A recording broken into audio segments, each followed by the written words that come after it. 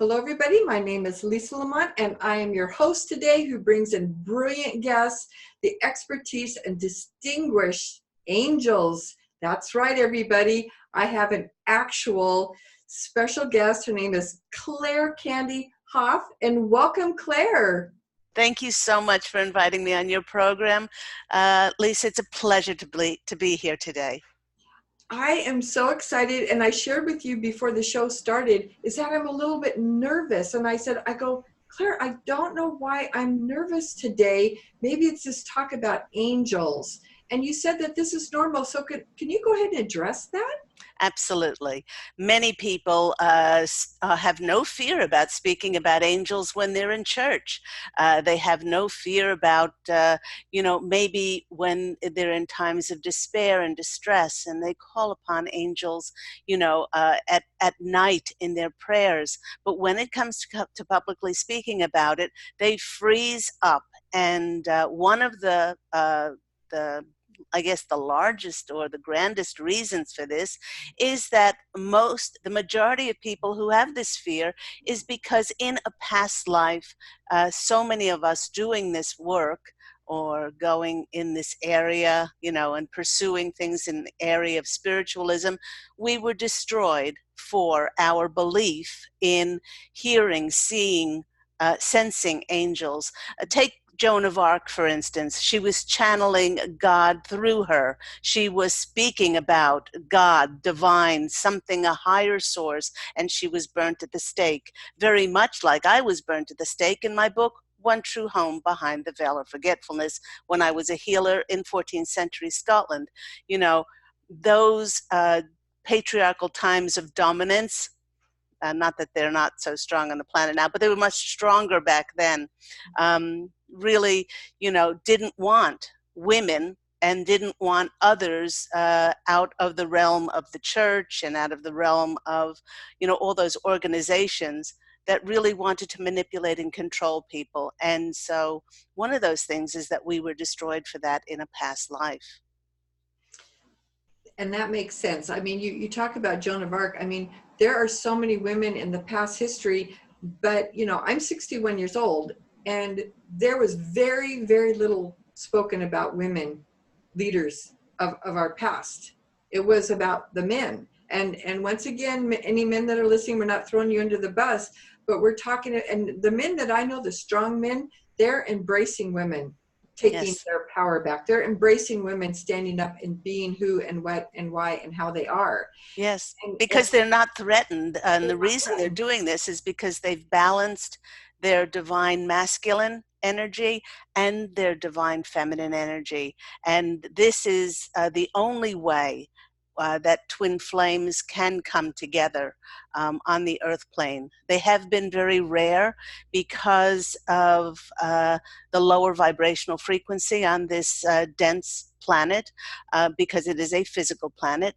And the twins, as I said, can only come together when there's that complete balance of that masculine and feminine energy. beautiful. And so you're leading right into what the topic is, because this is what, the listeners are listening for, is the people out there that are seeking this quote unquote ideal mate, Right. my twin flame, my soulmate. And then some people don't believe in that. They just say, oh, I don't believe in it, because they're unhappy. And so Right. can you address that and talk about that? Absolutely. We are living through extraordinary times where our energies are ascending higher. Our conscious awareness is waking up to the fact that, we are multidimensional beings. We happen to be that spiritual being in this physical body. And the more that we embrace that, the more that we come to have higher ideals, not only for the world around us, which we're creating, but for ourselves as well. Now, I guess the best place to start, Lisa, is with a definition. A definition of a twin flame is that only soul in any space, time, and dimension who was our divine complement. Now, the reason for this is because when we're across the veil, if you want to think of ourselves as this beautiful ovid, this beautiful shape, and half of it is masculine, half of it is feminine, and and it's a perfect balance of bliss, wholeness. We don't know ego, we don't know drama, we're not attached to reactive or triggered way of thinking. But when we come in, we either choose the masculine dominance for this body, or the equipment for the feminine. And there is something in us that yearns for that coming together of that twin flame energy. Now, it's very important. There are a lot of people out there peddling misinformation about twin flames. They certainly do not have their own twin flame, and they only equate it to being romantic, which is so far off the course. I cannot tell you, having drawn my twin flame and married 16 years ago. Let's just go on to say that I would implore everyone to stop searching for their twin flame, stop asking for it, because even though everyone has a twin flame across the veil, everyone does, but it has been very rare for us to contract for our twin flame. Our twin flame is not with us in every incarnation. And the reason for this is because they can help us better with the lessons we need to learn, karmically learn from the other side. So a person could be pleading and begging and crying for their twin flame, but that person is not on the earth plane with them at this time. And the angels can't do anything about this, or our spirit guides. So you're actually restricting yourself from having a love when you're searching for something that's not there. The other thing that I want to bring up is that the second thing is that people ask for their twin flames, and I've had so many. I see the majority of my clients are women, but men ask for this too. But they say, "Oh, my twin flame must make a 6-figure salary. He must drive an environmentally, correct car. He must be a vegan. He must, look a certain way." And I said, actually, I had a client once who was a very aware, very intuitive woman say to me, I really do believe this is my twin flame. She said, but I could never be with him. And I said, why not? And she said, because he never went to college. I said, neither did Jesus, Buddha, or Moses. So anyway, don't get me me started on that. So, but a lot of people, and we've been programmed to think this way. They have to have a checklist before we can step in. And what am I going to get out of it? And I don't have to compromise myself to be with him. I'm making a good salary. What happens if he comes to me and he doesn't have money, or he doesn't have a college education? This doesn't determine whether it's your twin flame or not. Now, let's go on. But the angels know us better than we know ourselves. And who will be presented to us with all that is needed for us not to be and not only infatuated, but just so drawn to this person, not only romantically, but we need to be in this relationship, if they're on the earth plane, to bring forth a mission from God. And many people, can I interject you, because this kind of falls in. I had one of my friends knew that I was going to interview you on the show, and she wanted me to ask you, can your twin flame be a guardian angel in this life? Like, if you don't connect in this meet your twin flame in this life, can your twin flame be somebody who's one of your assigned guardian angels? That was the question. Oh, absolutely. There's no question about it. Actually, I write about that in my book, I Am an Angelic Walk-In, where I have, and it's waiting for me when I go across the veil, my spiritual school. And one of my students had never lived, a soul who had never lived a human life before. And she finally, because I was speaking about my past lives, she finally decided to incarnate on the earth plane. And I told her, as she was on the transition level, ready to step in and to be born on the earth plane, the former soul that was in the body, I said to her, I will be your guardian angel, Angel Ariel, who is in the body now, who I am, was at that time, Claire Candies. But there's no question about this, that your twin flame can be your guardian angel. Beautiful. And then the other question that I have a few questions that people are saying, I'm going to jump this one also into the mix. Can you still love somebody who is not your twin flame or soulmate? Absolutely. So that's what I wanted to get onto. You can, the more that you release all triggers, all reactions, the more you can transcend your karma. There's this beautiful, awakened, enlightened energy inside of you. And if you make it your priority and focus, and most people don't do this because they don't want to make themselves vulnerable, they don't want to open themselves, then they can open themselves to a beautiful soulmate relationship. There is a huge difference between twin flames and soulmates. Soulmates, we can have as many as 1 million soulmates on the planet with us. My ex, or the former soul's ex, who abused her for 26 years, that was her soulmate. And she chose him and contracted him to come back and to play a contrasting role for her in order for her to learn independence, tolerance, acceptance, patience, forgiveness. Soulmates are often drawn to us to reflect that, well, they're always drawn to us to reflect something inside of us that still has not been addressed yet.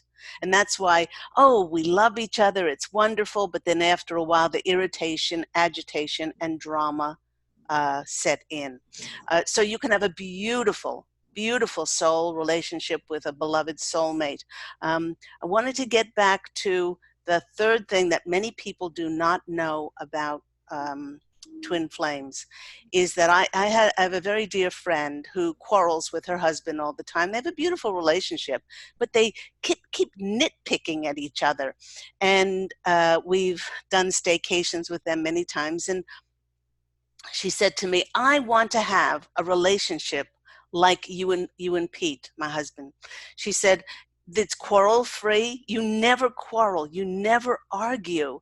And I said, she said, I want to have a twin flame relationship. So I said, okay, if God asks you to move from your beautiful resort type home, up in the valley in Los Angeles, and asks you to give that up because you would be a better service to go overseas where you know no one, where you have no jobs, and asks you to go there to be a best service, would you go there? And she laughed at me and she said, well, of course I wouldn't. And I said, and that's what it takes, because as twin flames, you are mystic wanderers. You give up your will in that triad with God always at the top, telling you where to go, what projects and endeavors to bring forth for the greatest good of yourself and the greatest good of all concerned. And most people do not want to live that way. It's certainly not for the faint-hearted, but the rewards and the miracles are extraordinary. That just makes sense. Like that makes perfect sense. And how there are people, like you said, the nitpickers and the ones that don't get along. It doesn't mean they don't love each other. Exactly. But what they really want, and this completely blew this friend of mine away when she kept hounding me about this. And I said, you know what? I said, your agenda is to be right instead of being happy and at peace. And she said, I've never, nobody's ever said that to me before. I said, because the little girl inside of you has not addressed those issues of having been controlled, having been criticized, having been all of those things. I said, your knee-jerk reaction is to say, no, do it this way, or no, I'm right. And instead of not detaching from it, because your happiness and your peace and your contentment within is much more important, not only for this divine vessel that you're in, but for the greater good of the consciousness on the planet. The more that you keep this at a constant peace, it doesn't matter what happens outside of us, Lisa, because all of this is illusion. But the realness or the truth is that inner peace that we keep. And most people want to be, you can see it in the media, in the manipulated media. They Well, want us to be right. manipulated, all right. They want us to be riled up so that we'll overspend, and we'll medicate, and we will do all of these things because we're triggered and reactive, rather than turning that off and just going within and finding that truth within each and every one of It us. is, and I teach, mirror love, which is a takeoff off of Louise Hay with mirror work. To me, I'm thinking it shouldn't be work to love ourselves. So that's why I use the term mirror love. And I teach that message because it's to let people know that when you look in that mirror every morning, you are looking at God's creation. God created you perfectly. And the media and your experiences has distorted your image that you see in the mirror, right? They look at it. And so when they're looking for this twin flame, this ideal soulmate, they don't love themselves. Like, how are you going to attract somebody and try to make them fill that void that you're not giving to yourself first? Can you Yes, address that? absolutely. In my book, I Am an Angelic Walk, in the autobiography of me, of Angel Ariel, I write about the former soul and how she lost her light. And then when I walked in, it was very apparent to me that I was doing everything opposite. I was searching love outside of myself.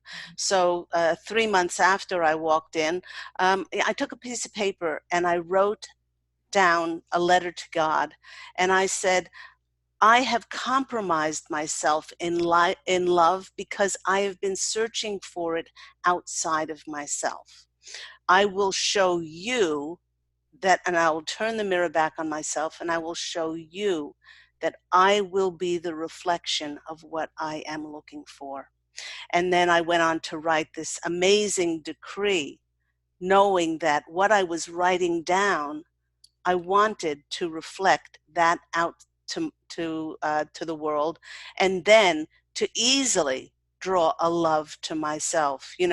Unlike a lot of women or people I've spoken to that says, my beloved must have a 6-figure salary, be a vegan, be Yes. this, be that. I wrote down, we travel the world together. We work together.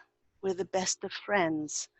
Nothing is more important than this relationship. No money, no location, no ego, no fame, no success. We allow each other to be who we are. There's no game playing. And there's only truth, honesty, integrity. And I did write down that he treats me like a princess. Then I had this important decree, and I read it out morning and night. In the morning, I would go down to the Broadwater, which I was living in Surfers Paradise in Queensland, Australia, and I would send these words out across the water. I will show you I'm going to be the reflection of this. So with Angel Ariel walking into the body, I had already transmuted the birth and death wheel, so I was no longer triggered or reactive, but I did have to get the body back into very healthy shape, as the former soul was suicidal and anorexic. And I write all about this in my autobiography.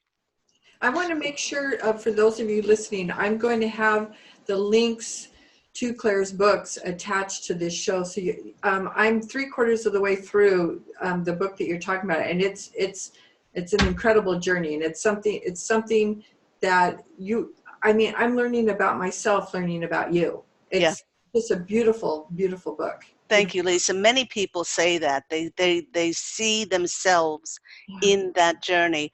And after I read this out morning and night, then I felt, and my heart was completely opened, and I made myself vulnerable, because there was nothing more important for me than to be with my beloved in this lifetime that I walked in on. And then it was 6 weeks later, I felt him around me. I felt him etherically. And so when I watched a movie, I put the bowl of popcorn on my lap and I ate a piece and I fed him a piece of popcorn. He was there. And then at night, I would pull the covers over him, hug him tight, and pat him on the head and kiss him. And it was 6 weeks after that, from when I wrote the decree in March 2003, to September 20th. We just had the anniversary of when we met. I was invited to a Come As Your Favorite Rock Star party. He went as Elvis. I went as Stevie Nicks. And 5 days later, he asked to marry me.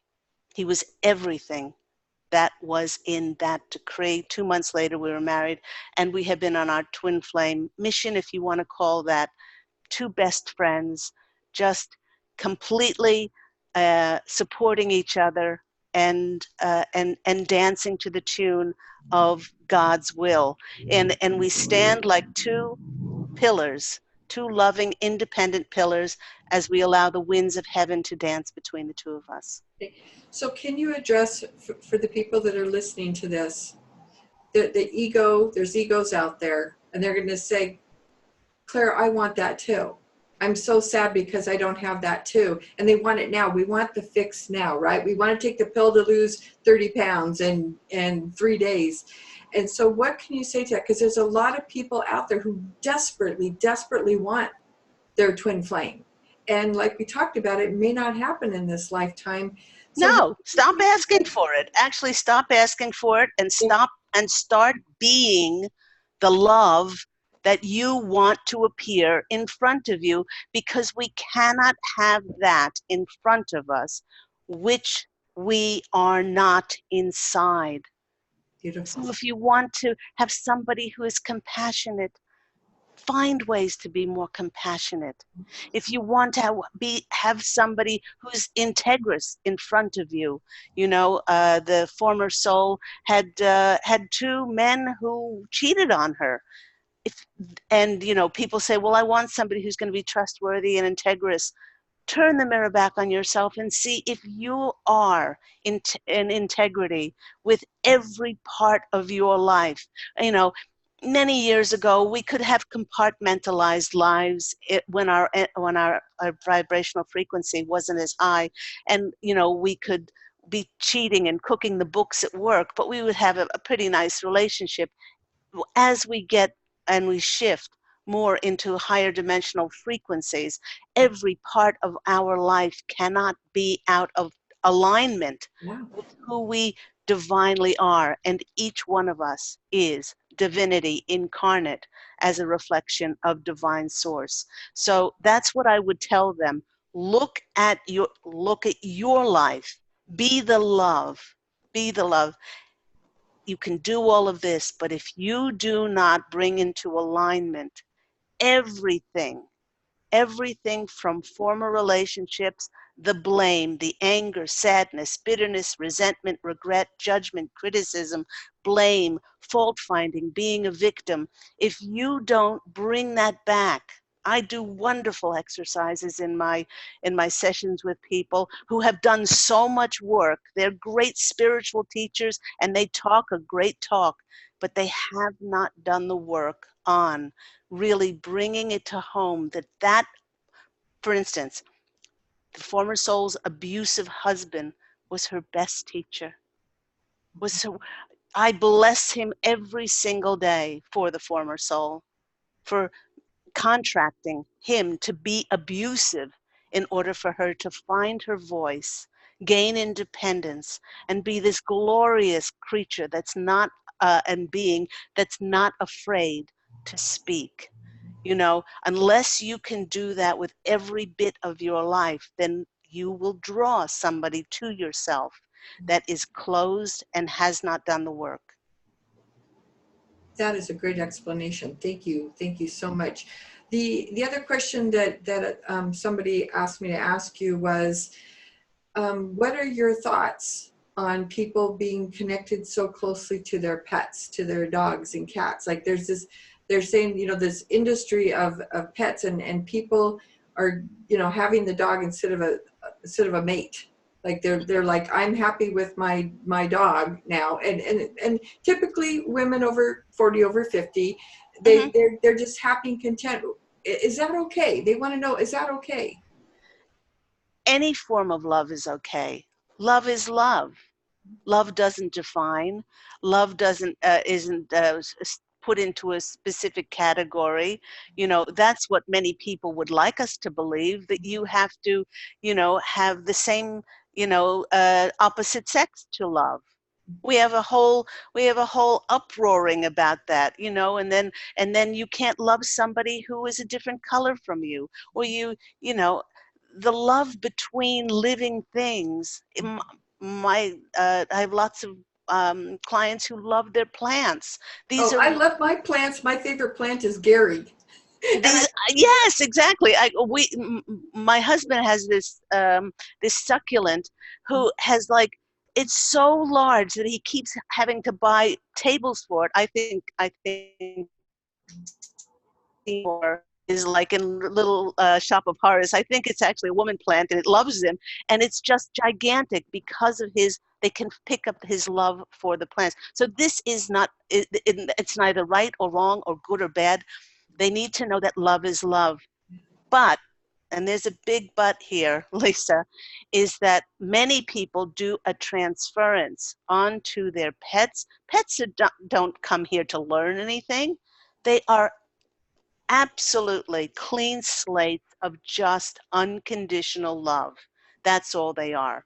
And so a lot of times there's transference because, I'm not going to say all, some of these women have been hurt in relationships, whether that's from parental abuse or controlling or manipulative or not feeling good enough or not feeling worthy enough or deserving enough.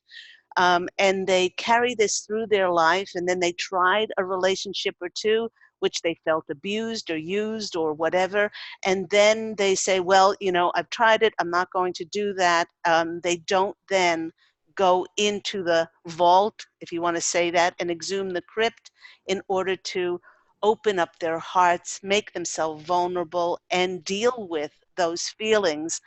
Then many times they just close that down, and the transference is, well, my dog loves me. Well, you know, I'm worthy because of this. But there is nothing wrong with what you're saying, and there's so many beautiful examples of people who just have such a close connection with their animals. absolutely. And I'm so grateful, great explanation of that, because there's no right or no wrong, correct? It's, you know, there, and animals are beautiful and loving, and plants are beautiful. All, like you said, all living things. We should, you know, the planet, I mean, our planet has been so polluted, you know, and as an angel yourself, it's just like going, ah, you know, but there's an awakening, like Mother Earth is like going, ah, but you know, we're bringing awareness and making those changes. As a woman speaking with her voice, you know, we're using our voices. No matter what people think of Donald Trump, whether they love him or they hate him, we have to be grateful that he has awakened women. Mm, Hey, absolutely. wait a second. Wait a second. I have a voice here. And, you know, I don't want to get off down the, you know, off the soulmate, but there are so many blessings that we have right now on this earth in our bodies Yeah. that we can look at. Like you said, even though you had an abusive marriage in the past, you look at all the things that it brought to you, and the strength. I was raped in high school by a stranger, and I didn't share with years for anybody because I was so ashamed, and now I look back on that, and my compassion for this person now today was, wow, what happened in his life that he felt it was okay to brutally take advantage of me. Yes. What was in his childhood, in his life, that he would ever have done something like that to me? And that was a great lesson. And so throughout the years, I meet people who can't get over their abusive situations, and I'm the living example. Like I had an abusive, boyfriend, put a gun to my head, rubbed the gun and said the world would be better without you. Boom, shoots it, ruptures my eardrum.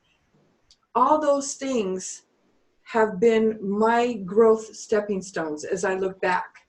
That Right. doesn't mean justify everything that was done to me in those situations was wrong, Mm. but it doesn't define who I am. But it's Ex- made me stronger.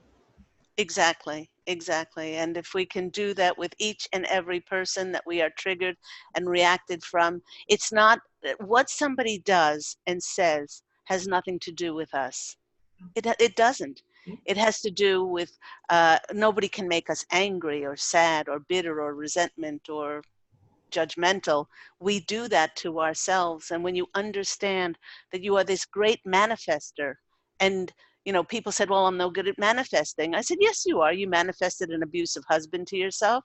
You manifested, with your lower vibrational frequencies and your energies of pessimism and negativity, this dis-ease in your body. You're a great manifester, but you're not doing it consciously, and you're not doing it through positivity and optimism and putting your focus on what you do want, instead of constantly being on a worrying carousel of bringing to yourself those things that you do not want. So once you are enlightened to this and you see yourself as not your circumstances, you see yourself as this grand multidimensional being, then you start to make different choices. You start to be very careful with the words that you say, the thoughts that you think, and the feelings that you hold in your heart, because we certainly aren't those. Um, and uh, and those things that you focus on, I usually focus on the divine.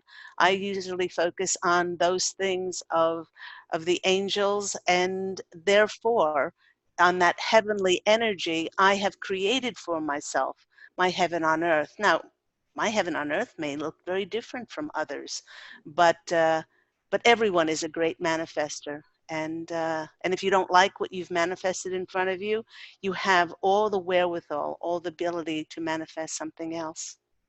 Are you able to work with people that are stuck and are blocked, and they can identify with the negativity? Are you able to work with people and help them remove those thoughts? Are you able to work with people so that they can get on the path for loving themselves and being open for love? Well, the people ask me what really is um, the reason or the end result of my sessions with people, and it's for them to recognize that they are a divine eternal nature, and then once you recognize that you are unconditional love, you are forgiveness, you are that divinity inside of you, then and only then can you start to experience that and manifest that in your reality.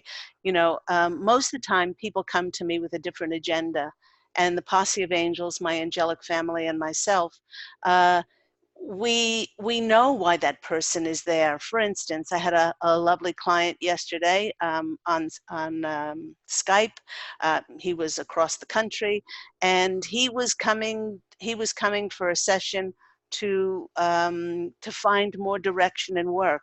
But the posse of angels and I knew that it didn't matter where he was looking for career-wise, because he had not dealt with bringing back to closure and divine completion several of his abusive, controlling, manipulative relationships in his life. So it didn't matter how he had oodles of certificates and diplomas and everything else, but it didn't matter how much he was looking for these um, positions, because his heart was closed down to mending and bringing into divine alignment these relationships. So during my sessions with people, we look at a person's life from a higher perspective. We go into the Akashic records.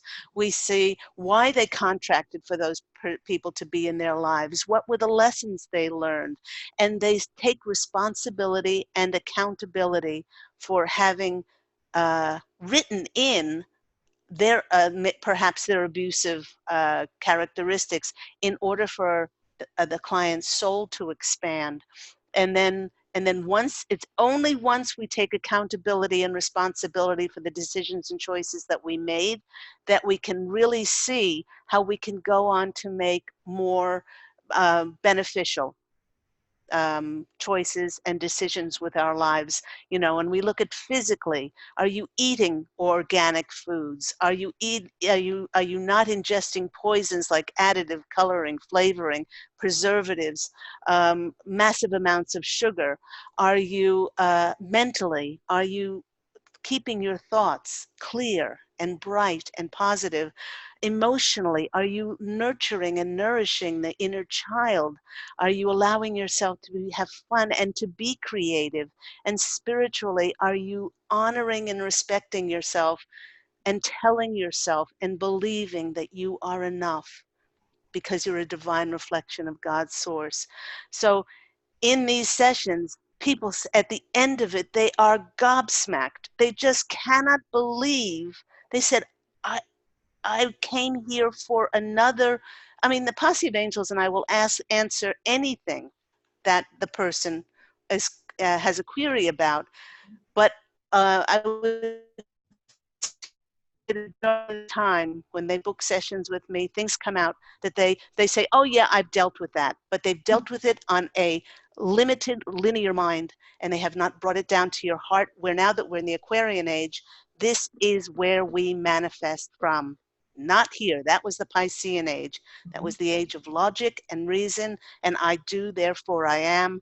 But now it's all from our hearts. And if we're not open to receive, it doesn't matter how many spiritual books you read, or who you listen to as a guru, or what affirmations you do. If this is not completely open, then what you're asking for and what appears will be completely different. Wow. One question for those who may not know: you mentioned the Akashic records, and so some people haven't heard of that term. Can you explain what the Akashic records are?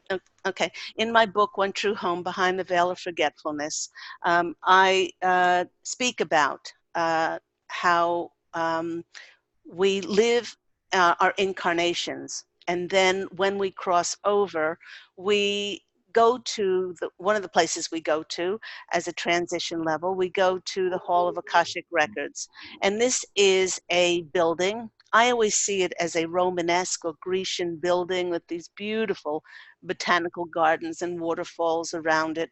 Um, uh, when you walk in, there is a 12-member etheric council, and the etheric council are wise sages.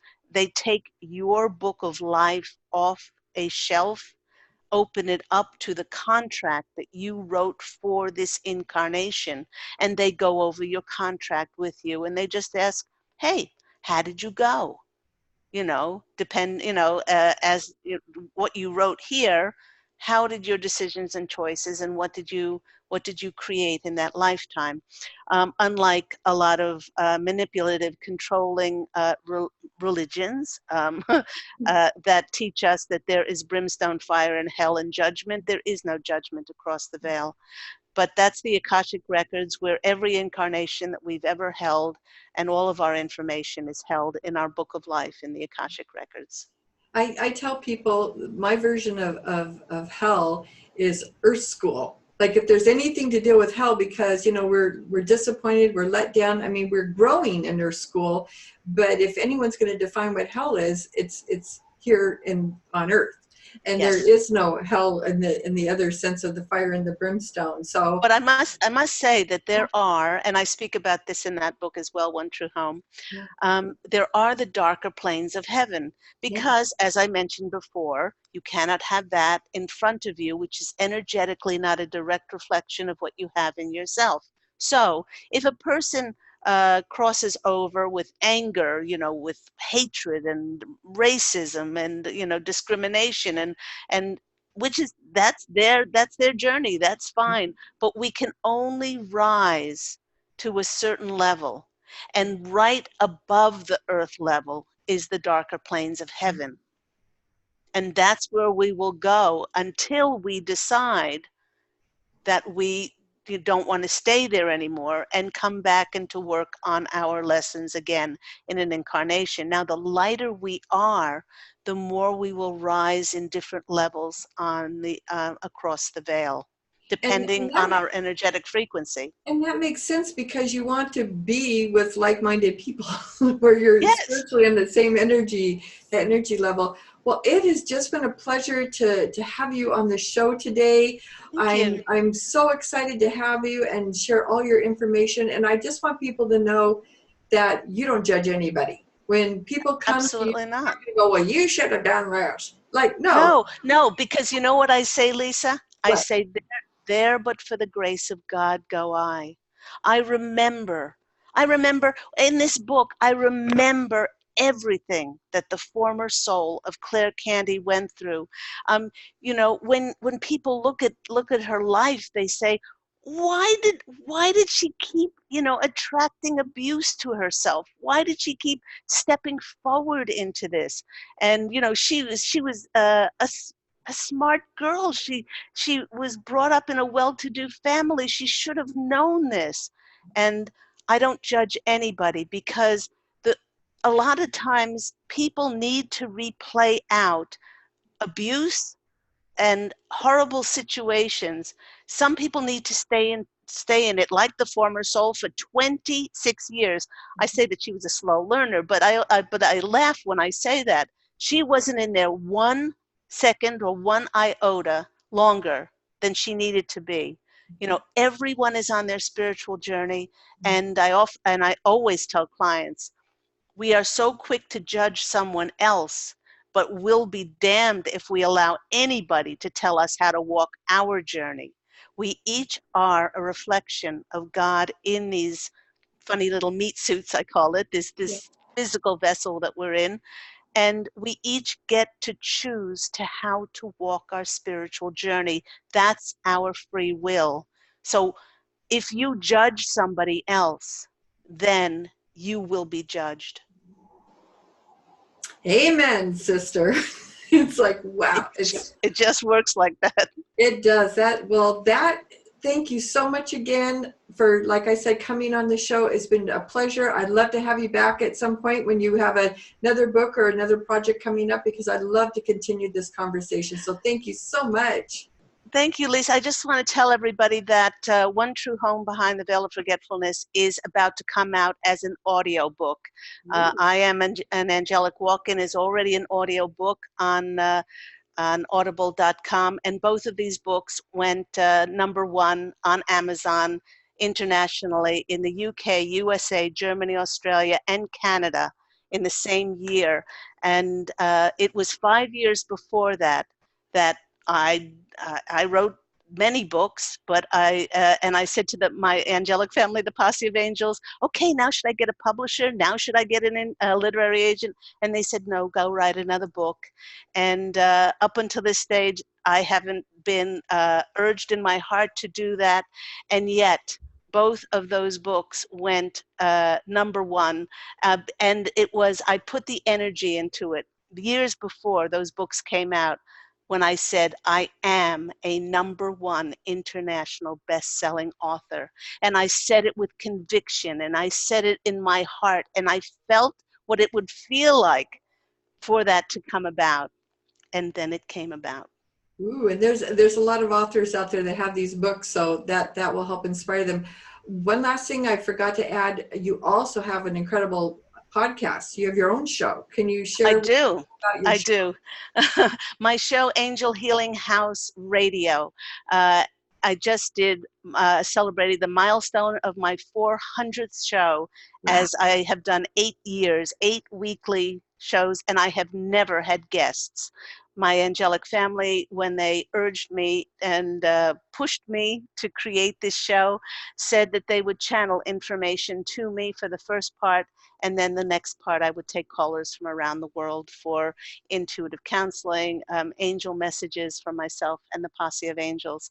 And I absolutely love that. Another thing that I started is, and that's on Tuesdays at 9 a.m. Pacific Standard Time here in Los Angeles, but I also started another Facebook Live on Thursdays at 10 a.m. It's a little more informal, and it's called Views from My Balcony.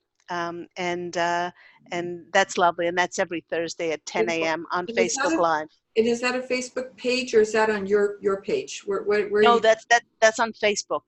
Okay, and That's on what's the name of that page?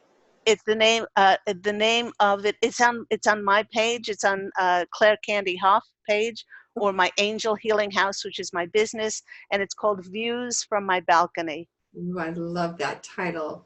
Thank Because I take down the screen, and behind me is this amazing, amazing view here in Santa Monica, California. And it's my views, but it's also the views of my view.